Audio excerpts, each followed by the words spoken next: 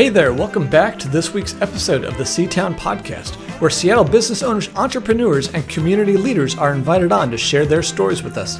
I'm your host, Christian Harris. This week's episode of the C-Town Podcast is brought to you by C-Town Real Estate. Their mission to make a difference extends beyond just their unique and unconventional approach with their clients and their agents. They partner with the community to give back a percentage of the proceeds from each home sale to a local nonprofit of their client's choice. Visit ctown.com, sea-town.com, and experience the difference with C-Town Real Estate today. Thank you for joining us for another episode of the C-Town Podcast. This is episode 63. Today I'm joined by Amy King, the co-owner of Square Peg Development, which is a Seattle-based collection of companies focused on residential and commercial construction. Now, when we met, that was interesting, to me, because I've got a background in carpentry and construction. But then, we started talking about philanthropic work and being involved in the community. And you mentioned a more recent nonprofit organization that you guys started called Weld Seattle. Now, maybe you could tell us a little bit more about their mission and how that ties into maybe kind of how it was birthed out of your construction company. Sure, yeah. So we started Weld Seattle about informally about 2 years ago. And the way Weld started was mostly in reference to our own employee base. So across all of our companies, we are a second chance employer. We hire individuals who are transitioning out of incarceration or the criminal justice system, out of addiction recovery and out of homelessness. Sometimes they're engaged in a combination of those areas. And as we started working with those people and providing job opportunities and training, we learned that there was, of course, a multitude of other needs that they had in order to succeed as they were reintegrating into society. One of those primarily being housing. And so the way Weld started was very organic. We had a developer who was asking us to help remove squatters from his property, as many developers face in this city. And we had two individuals on our construction teams that were homeless, not with a current place to live. They were living out of their cars, and we were trying to help them get into a shelter or some other living scenario. So I went to the developer and said, hey, I have this crazy idea. You have a vacant house. We have two homeless individuals on our team. What if they lived in your house? That would stop the squatters from coming. Could we just give it a shot? And that's how Weld started. Okay. So the first Weld house happened that way, very organically. We did a couple more that way. And then I went to the city and said, hey, I'm doing this thing. I want to make sure I'm not violating any laws or rules or anything. We think it's a good idea. We know there's a ton of vacant developer properties available around the city for this same type of housing. And obviously we have a housing crisis in our city. So could we look at this on a broader scale? And they were great. They came to the table, they interacted with us, they brought their legal teams and their resources to the table, as did we. And we were able to get engaged in vacant property legislation that was passed last year. So that legislation allows for developers to utilize their properties in this way for transitional housing, and they get a number of incentives for it. We in turn get housing opportunities for our people. So the houses are run basically as clean and sober living houses. Okay. So we assess and intake all the individuals coming into our program. They get housing, connection to resources, pathways to employment, and they live in a supportive transitional community while they're getting back on their feet. And then as we are able, we help them transition into permanent housing. Okay, that's pretty awesome. I mean, thank you. That sounds like a big mission. It is. When you started Square Peg, in was it 2014? Was that part of the focus, or you just kind of realized there's a need and it kind of developed out of that? Yeah, no, the focus for Square Peg was just construction initially. Okay. We wanted to build housing in the city, and my husband's been a general contractor here in this city for 15 years, so he was already doing that. We started hiring people coming from the criminal justice system, mostly out of necessity. I mean, there just isn't enough workforce out there. Everyone knows that. There's a real shortage of laborers and workers, skilled workers in the construction trades. And so we had a really hard time finding employees. We stumbled across our first 6 gentlemen that worked for us totally, again, organically by accident. But as we got to know them as our employees, we realized that there was definitely two obvious problems here. One is the lack of employment and opportunity for people coming out of incarceration, and the other is a labor shortage. And we thought, gee, if we smash these two problems together, we might actually solve them both, which was the same thing with the housing. So, it was just employment, but of course we wanted our employees to be successful and stay with us. We wanted to support them as people as well. And so hearing their other needs was kind of part of our strategy and being a good supportive employer, and housing was the number one thing that came up for them. A lot of them can't rent apartments or get into housing that other people would get into because of their criminal background. Right. And so we wanted to create some opportunities there for them that don't traditionally exist. So yeah, I'd imagine that's going to be challenging with.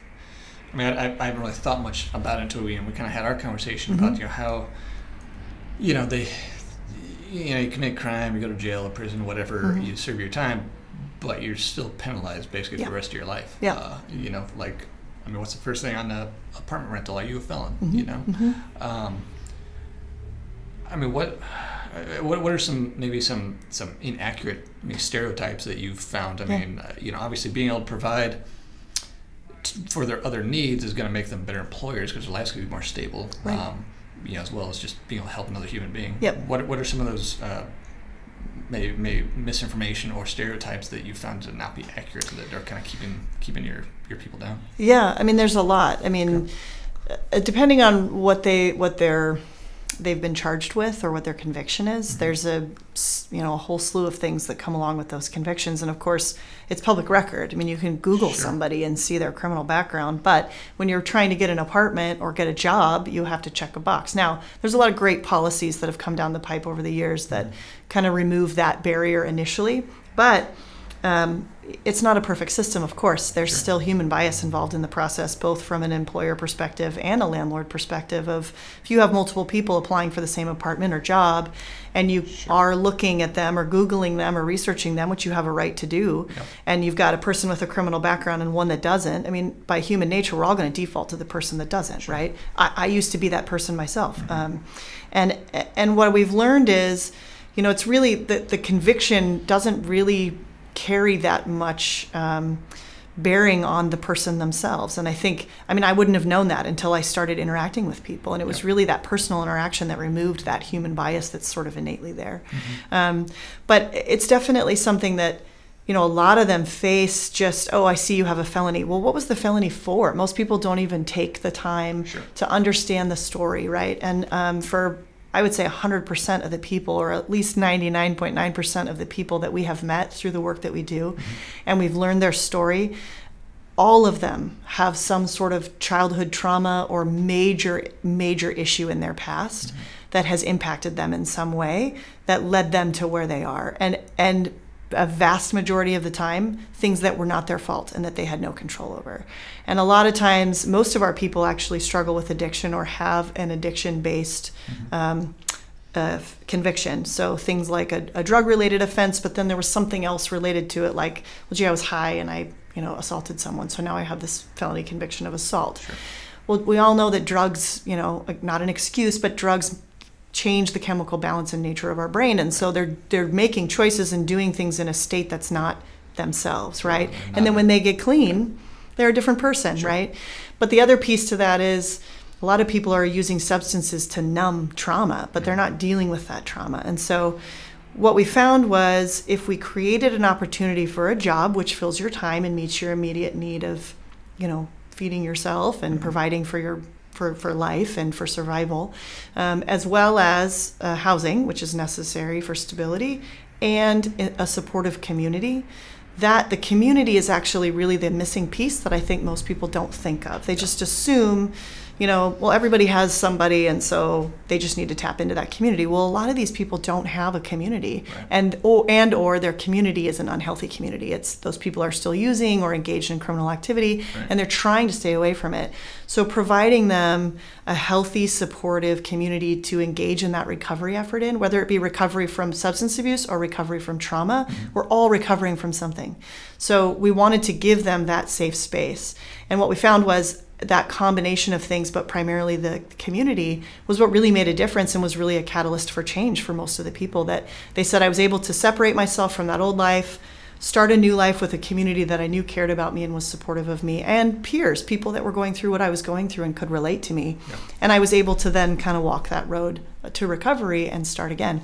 And it starts with a job, but it turns into much more than that, if that makes sense. Sure. And nationally, the federal statistic is 77% of people return to prison within the first 5 years. So we started looking into, well, why is that, right? There isn't a lot of empirical data around this issue because it's hard to track people who are coming out of the criminal justice system over time. But just in conversations, informally, what we learned was, most people are reoffending, committing a crime, or returning to their substance abuse out of necessity. They can't get a job, they can't get a house, they don't have any supportive services. Sure. They're seeking out community, which is natural human behavior. So we said, okay, how do we combat that? Well, we create a different community and opportunity to do the things they need to do to survive that the rest of us would do, right? I need a job, I need a place to live. They're no different than me. They're humans too. Right. They need those things too. So we just wanted to create space and opportunity for those things, and in turn, our program has been very successful. Our recidivism rate is less than 3%. That's so an extreme opposite of the national average. Yeah. As you were starting to kind of see this need and try to figure out, why these things are, did you do quite a bit of talking with other, nonprofits that, have the kind of the similar mission? I mean, they, what you're saying definitely echoes, when I had, Marty Hartman on here from Mary's Place, and, kind of that, or, Jeff from Union Gospel Mission, their thing is like, it's about community. Yes. If they're not finding a new, healthier community, they're going to return to their old dysfunctional community. That's right. So. Yeah, we've definitely found that too. And we talked to a lot of nonprofit service providers in the area. We talked to, criminal justice reform specialists.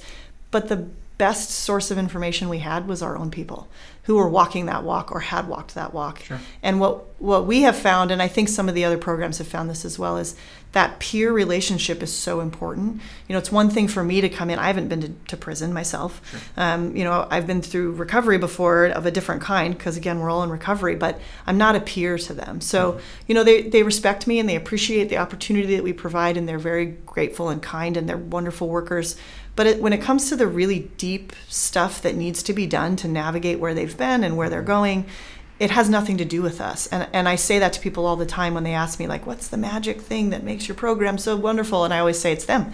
They are the magic, and they are the solution to their own problem. And I believe that fully. They can walk alongside each other in a way that those of us who haven't walked that walk can't. But there's not a lot of opportunity for them to do that work with each other in a healthy, structured environment. So that's what we wanted, was to create that healthy, structured environment for them to do that good work together with our help and guidance as needed. But we try not to butt into it. We try to say, listen, they see things in each other, and they have a level of accountability with each other that I couldn't even begin to create, just based on the pure beauty of that peer relationship and the respect that's involved there, right? And a lot of people return to prison as well because that's their family. They spend so much time in prison, and that's their community. Those are their people. Sure. So we're trying to create, in the same way, a healthy family community for them to experience what that should look like, what it can look like, and a healthy community for them to thrive in. And that's our goal at the end of the day. Sure. Yeah, that makes sense. It's consistent with what I've heard, specifically with homelessness, especially if you don't, deal with the mental health or the addiction issues, even if you give them a place to live, within days or weeks, they're back on the street because that's where their friends are, that's where their community is, that's what they're comfortable with, Yeah, it's very normal. And you see it in the homelessness here as well. And that's, we have a shelter company as well that makes shelters. And that was one of the reasons we created a community model with our shelters as well, is really the community is the key, we believe, the source to recovery and to growth and to movement out of a scenario. You need that connection point to people. And a lot of the people that we work with or that come to work for us, they no longer have a family, or they have a family that's unhealthy, or they have a family that has had to put up some firm boundaries to protect themselves, which is very normal and appropriate. And they have to kind of earn their way back into that family unit because they've done a lot of damage there. but someone has to walk alongside them while they do that work, right? And so we want to be that, but at the same time also provide for their actual practical needs, which is where the employment piece comes in. We want to provide a place for them to make money as well, so that they can eat and live and thrive and have some personal dignity and absolutely. And at the end of the day, I mean, from an economic standpoint too, as a business owner, that helps me too. Right? If I take my feel-good philanthropic hat off and put my business owner hat on, what do I need? I need consumers, right? We all need that. And we need taxpayers, and we need productive citizens. And if we ignore the fact that they're not contributing in that way, then we're just they continue to be a drain on the system. Sure. And we're not doing anything to move them out of that situation, right? And so rather than just complaining about it, we wanted to actually provide an opportunity to help them become that productive citizen that they want to be. And then they become taxpayers and consumers, and they're contributing to the overall solution rather than taking from the overall solution, which most of them don't want to do. They want to contribute to society. They just don't get that chance. Right. So that's great. I mean, really, the big picture is, you're giving them tools to put in their toolbox that they didn't otherwise have before. That's right. Because as my journey has gone on, I've definitely seen some big shifts in my attitude towards, homelessness or criminality or whatever, in the sense of, for me, I'm just like, well, why don't they just X, Y, Z? Mm-hmm. I'm like, well, it's not it's that easier simple. for me to say when I grew up in a healthy, relatively stable family. Right. Like I've got certain tools and I think a certain way. Well, that's not everyone's experience. Right. Like how do you relate to people that have different experiences, because you can't think like they think. Right. Yeah, and we have to remind ourselves all the time. I mean, we do a lot of soft skill training too, and just basic life skills. Yeah. Just by proxy. I mean, it's not a formal program by any stretch. We do have a formal mentorship program, but that involves those things. But what we found is a lot of times they'll come and say like, gee, Amy, can you help me with a budget? And I'm like, what do you mean? You never built a budget? And to me, that's crazy, right? Sure. Yeah. Because my father is an engineer, and he budgeted everything, and he taught me how to do that. Well, it's hard because I haven't had that experience to understand, like, how do you not know how to make a budget or open a bank account or balance a checkbook? Well, then when you hear their story of where they've come from and you go, oh, your parents didn't do that either. You don't just know that stuff, right? That's not inherent human knowledge. You're taught it, or you experience it, or you witness someone else doing it, and then you know. And so what did they do? They witnessed, not all of them, but a lot of them witnessed parents using drugs and parents making bad choices. So they mimicked the behavior that they saw, right? I mean, it's a basic psychological textbook response, right? And we see it every day. But even then, it's still shocking sometimes to go, really? You don't know how to do, fill in the blank, or, Sure. But that's, the more we see it, the more we realize, oh, this is not common sense. There really isn't.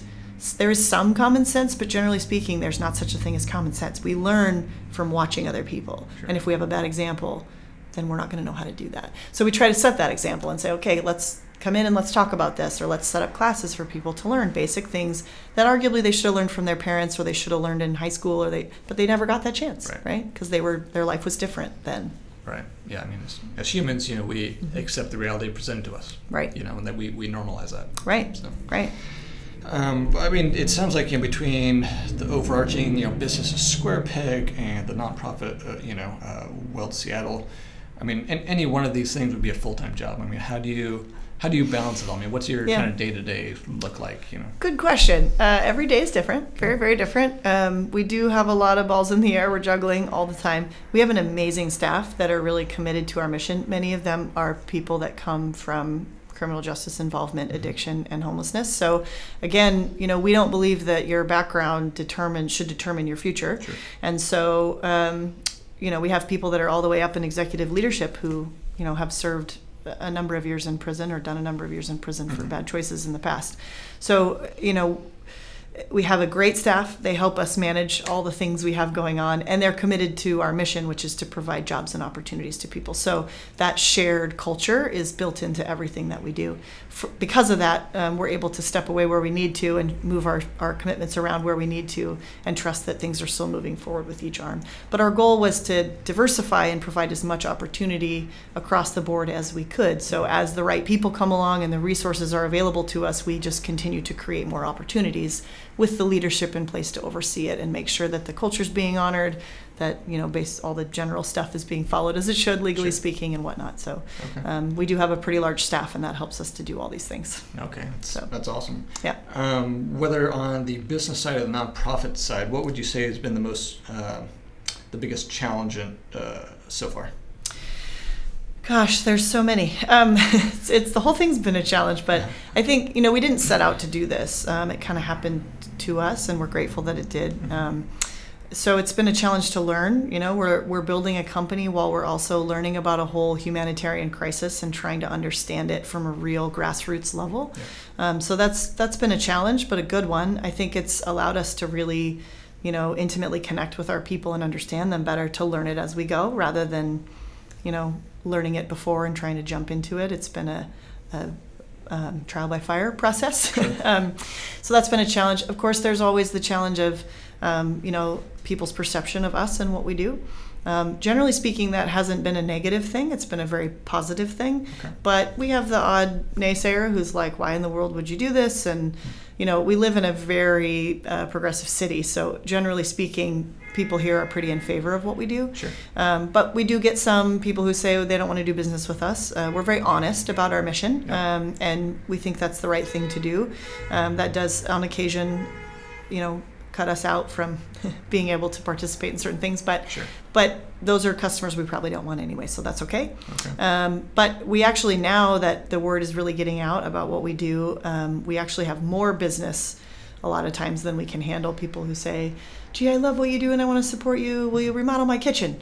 Okay. Well, we'd love to, but that's really not our wheelhouse. We can do remodels and homeowner work. We're set up for that, but generally speaking, we're a high production builder, and that's kind of our sweet spot. So we tend to new construction. Yeah, we mostly do new construction, and we can do full remodels and things like that. But generally speaking, we don't work for homeowners. Traditionally, initially when we started the company, we didn't, because we assumed they wouldn't want us in their home, because our people can't pass background checks, and we're honest about that.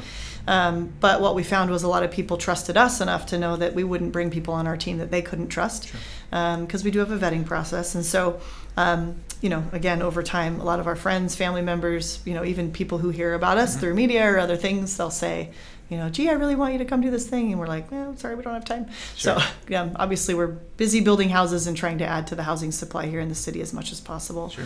And in 2019, we are switching. Our strategic focus is around affordable housing and increasing the affordable supply here in the city, which obviously we know is a big problem. Right. So we're going to try to focus all of our resources towards that in 2019. So they're going to be like micro housing or like government contracts? Not necessarily. No, it's mostly that 60 to 80% AMI workforce housing. That's what we're focusing on, and we have some private capital partners that we're partnering with to do that. Okay. We have talked with some people at the city level. Generally speaking, we're probably not going to take government money and do the low-income housing. That there's a lot of people in that market that really excel at it, and that's their sweet spot, and there's really no point in us competing in that market necessarily at this point. Okay. So our goal is to provide housing across the spectrum. So we created a whole housing spectrum of kind of what we believe the human condition. There's various types of housing, and different people need different things at different times. Well, we want to be able to provide housing across that spectrum. So we do that in a number of ways. We have our shelter company, we have transitional housing through Weld, and then Square Peg builds affordable and market price products. So really we're touching the whole spectrum with the exception of that low income area. Okay. We're willing to build that. Certainly we can. Sure. It's a matter, there's again so many people already doing that it doesn't really make sense for us to hit that spot. But if someone came to us, if the city came to us or someone else and said, gee, we really want you guys to build this product and here's all the resources to do it, we could do that. That'd be fine. And it'd allow us to create more jobs for more people. Okay. But by strategy, our goal is to kind of fill the gaps. And right now there isn't really a lot of people building in that 60 to 80% AMI. There's a number of reasons for that we've identified and done some research on. One thing that makes us fit well in that area is that we're vertically integrated as a construction company. So that allows us to control cost and schedule pretty well. So let's say that my listeners didn't know what AMI is. Oh, okay. Yep. What is that? So adjusted median income, AMI. So that's the way that we determine where housing prices fall, right? So I believe, if I understand it right, I'm still learning about all this. Okay. AMI is determined at the federal level, and then local jurisdictions have the right to adjust it to some extent. What extent, I don't know. I'm still learning about that. But so that number would be like what locally certain like government programs might be based off of or affordable housing or whatever. Right. Okay. Yeah, and they look at it and say, okay, based on this area, the median income is this much, and traditionally speaking, people shouldn't spend more than 30% of their income on housing. That's kind of the rule, right? Of course, we know. Here, yeah, we know in Seattle most people are paying more than that.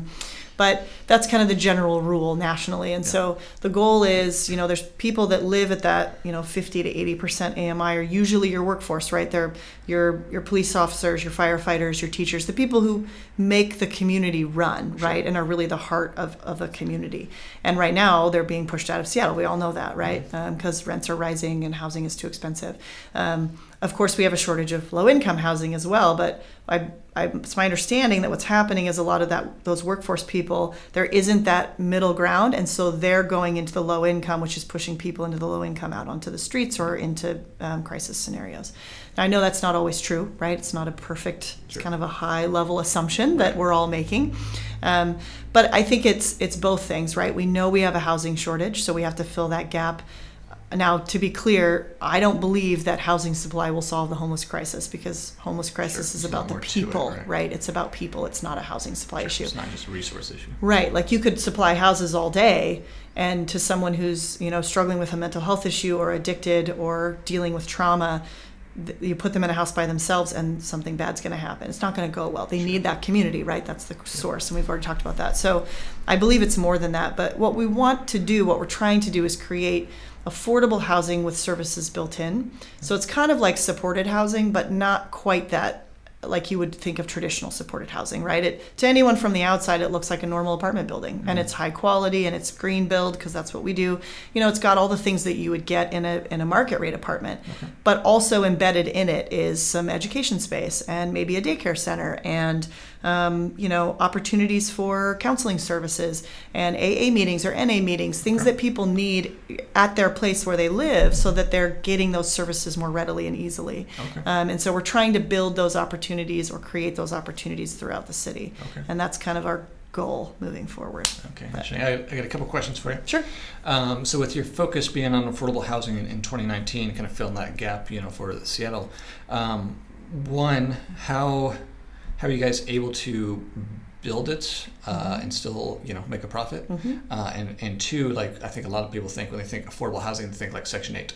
But there's more a difference. Than that. So maybe you could explain the different tiers, if you will, of non-market rate. Sure. housing. So my understanding is that there's low income housing, and then there's affordable housing, and then there's market rate housing, right? So market rate is like what you see all around you now, and that's what we build now, right? We build for developers. They give us the plans, we build them, and they sell for way more money than they're probably worth because dirt's so expensive here. That middle ground is more like a standard construction product that would sell for a standard price. Now, where it gets sticky is dirt here, land is very expensive because we're economically booming, which is a good thing. If we want to continue to boom, we have to continue to supply housing and continue to, bring industry and all that kind of stuff. So we need to increase density. That's one thing that really needs to be addressed, and I believe the city is trying to address that. And rezoning for higher density. Right. So there's got to be more of that. There's already been a lot of movement in that direction that's positive, and I'm thrilled about that. There's got to be more, obviously, to meet the supply requirement, but also the biggest thing is that affordability, right? And there is low income. There's not enough of that needs to be increased as well. Meaning Section 8. Yeah, Section 8 or government subsidized supplemental stuff, or even opportunities for supported housing with services like what we want to do, but more intense, where people are living with assistance for mental health issues and addiction that's really severe and things like that. That needs to be increased as well. But definitely, that affordable middle. It's kind of that's everyone we talk to is saying that's what's missing. It's just not out there. So how are we doing it? We haven't successfully done it yet. We're trying to pilot a project where we can get the land for an affordable price. Now that's hard to find in this city, so there's a couple ways to do that. There's surplus properties that the government owns, They have a number of ways that they dole those out. We're not taking any of those right now, but we might try to get some of them. There's also opportunities with other, people in the community, like churches, for example, who have said, we're not necessarily using this space anymore for church services or purposes, but we still want to engage in the community.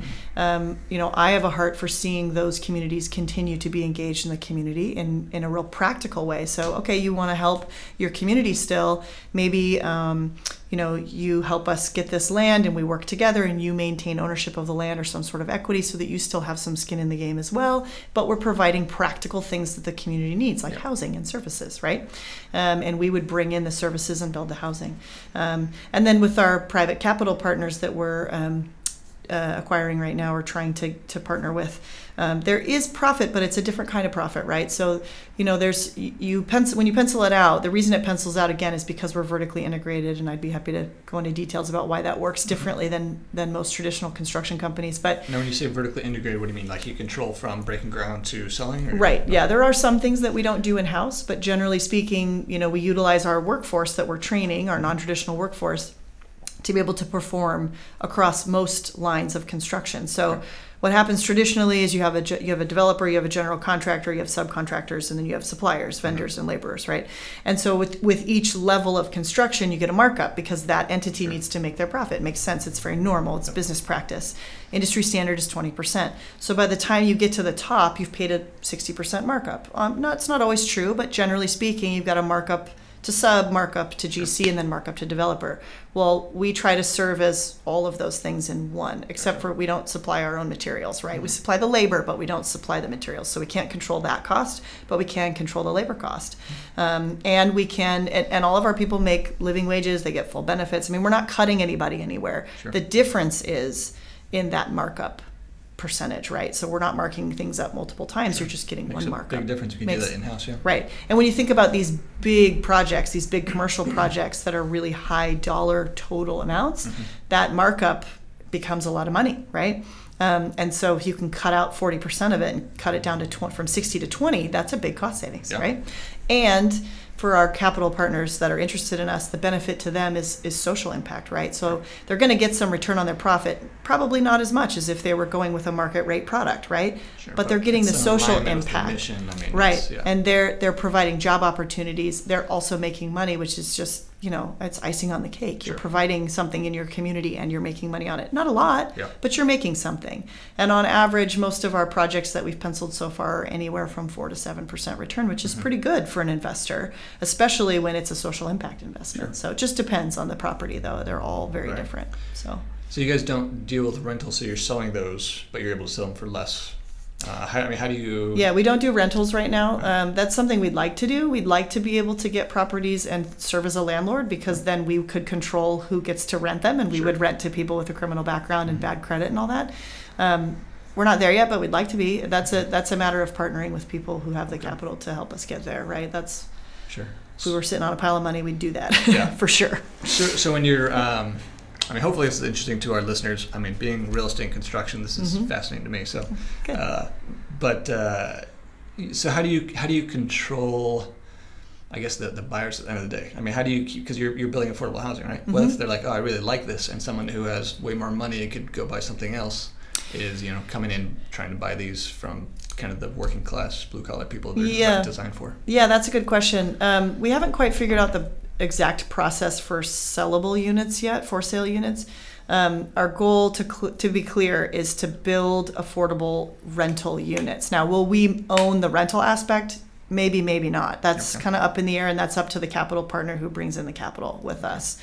Whether we control the landlord opportunity, right, or they do. The goal would be. So it is rental. Those would be rental. So it's a buy and hold strategy, not a sale. It is. Now, I have one thing that matters to me as a developer and a builder and someone who cares politically about where the city is going, we don't have enough homeownership opportunities in this city that are affordable. So just providing rental units is not going to be enough. There has to be an opportunity for people and this comes from, my personal passion about our population, they have to at some point be able to become homeowners in order to accrue generational wealth that then breaks that poverty cycle, right? And that's build a huge equity, piece. Invest in the community. Right. Yeah. And a lot of people in our programs and in our employment don't get that opportunity either, because they can't even get started. Sure. So to get them to a place where they can own property, that's necessary, right? They need that. And a lot of people in our city are marginalized from those opportunities historically, and we want to create those opportunities. So we would like to build sellable units. Gotcha. Right now, the way that the zoning is going with MHA in the city, there isn't a lot of opportunity for sale units and homeownership. It's mostly towards rental. So we have to do some of that in order for it to be profitable for the investors. We'd like to do sellable as well, so we're working on that. There's also some condo reform that's going through that we're sort of contributing some information to. I would love that. Years, It's been gridlocked for a long time. I would love for that to move forward, because now you have home ownership opportunity that traditionally hasn't really existed in our city for quite some time. Sure. So, I don't know that that's going to happen. It'd be great if it did. I mean, I think that would make a big difference in our city, because obviously density mixed with home ownership at the SFR single family residence level, it doesn't really match up, right? So you're going to have to create kind of those non-customary home ownership opportunities while building density at the same time. You could take care of the apartment rental space, but it still doesn't make housing any more affordable. Right. So we want to do both, but politically we're a little bit stuck on the homeownership piece right now. So the stuff that we are building, though, we do have a couple residential projects that we're building next year, this year. I keep forgetting we're in January now. Yeah. We're building this year, and those we intend to sell at an affordable price, regardless of there might be some loss of profit, but we intend to. And then we would like to come up with a process that allows for people that we work with to become homeowners who traditionally wouldn't be allowed to. So we're learning right now. We're trying to learn from groups like Homestead and other kind of land trust groups that are doing this kind of work, that are trying to find traditional homeownership opportunities for a non-traditional population, and how can we engage in that market, either personally or help them with what they're already doing. I'm a big believer in don't recreate the wheel. If somebody's already doing something and they're doing it well, then just align with them and join them or whatever. Yeah. So we're looking for a lot of community partners right now to kind of help us navigate this space, with the end goal being providing as many housing, employment, and homeownership, wealth generation opportunities as we can for people coming out of the criminal justice system and out of addiction, recovery, and homelessness. Awesome. Well, I love your mission. If there's anything I can do, obviously, don't hesitate to ask. That's awesome. So, as we wrap up our interview here, is there kind of one piece of parting guidance or words of wisdom that you could leave with us?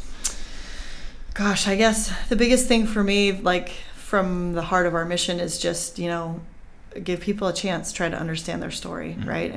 That was my story. This was something that I was completely unfamiliar with. And we have some addiction in my family back a long time ago, but I was so sheltered from this kind of stuff growing up. And now opening my eyes to a whole population of people, and it's a large group, right, of people who have had trauma, who have struggled with addiction, who have mental health issues, experiencing homelessness for whatever reason. And it's really easy. I used to be the person who would be like, gee, just get a job, right? And it seems so simple from our perspective to say, well, just this, just that. But when you hear the stories, it totally broke down that bias for me. And so if you have an opportunity to go and learn from someone who has actually walked in those shoes, I would highly recommend you do that. Hearing the stories of our people has completely changed my life. And if you're interested at the weldseattle.org website, we have now some video footage. It's weldseattle.org/fresh start, and you can see some video footage of some of our members kind of telling just very briefly their story of how people generally see them or saw them before, and how they see themselves now, and how the community sees them now. And it's very moving. It's been a real blessing to be able to capture those stories and share them with the community. So that's awesome. Yeah. I definitely encourage the listeners, if this is something that's intriguing to them, I would recommend, volunteering for, a day or a couple hours at, an organization that does this. And, when you start humanizing the people that are struggling, that's where the compassion comes through, where the biases break down, stereotypes break down. So So, I mean, other than weldseattle.org, I mean, is that the best way to get a hold of you if they have more questions or want to partner with you guys? Yeah, that's a great way. SquarePeg has a website as well if people are interested in learning more about our, we're going to be posting in the next month a profile for this strategic initiative to shift to affordable housing and some more information about how and why we do it. That should be up, I hope, within a month or two, so keep your eyes on the website. We'll definitely be sending some stuff out about that. The website there is squarepegseattle.com. Okay. So check that out, and that shows kind of our capabilities as a construction company as well, which is good. And then we also have our shelter company, which is Pallet Shelter, and it's just palletshelter.com. Okay. You can learn more about homelessness and disaster response there. We have a lot of cool information there about people engaged in recovery from all kinds of disasters. So. Excellent. Well, thank you very much for your time today, Amy. Yeah, thank you. It's been a fascinating conversation. Look forward to hearing more as far as how this year turns out and updates. So. Me too. Thanks. All right, thank you.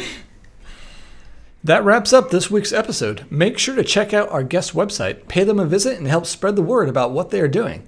If you have any questions, know someone who should be a guest on here, or has a great story worth sharing, email me at christianharris@seatown.com. That's sea-town.com. I would also love it if you would go to iTunes and give us a review and a nice 5-star rating. We work hard to bring on great guests and provide exceptional content, and getting a review from you is one way to help the podcast rank well in iTunes so others can find and enjoy the show. You can also find out more about me, how my real estate brokerage is breaking the mold and making a difference in our Seattle communities, and other projects I'm working on by visiting seatown.com, sea-town.com. Thanks for listening. The music for our podcast is courtesy of The Fascination Movement. You can find their albums in the iTunes Store. You can also listen to more episodes and find all our show notes on our website at seatownpodcast.com. This has been a Seatown Media production.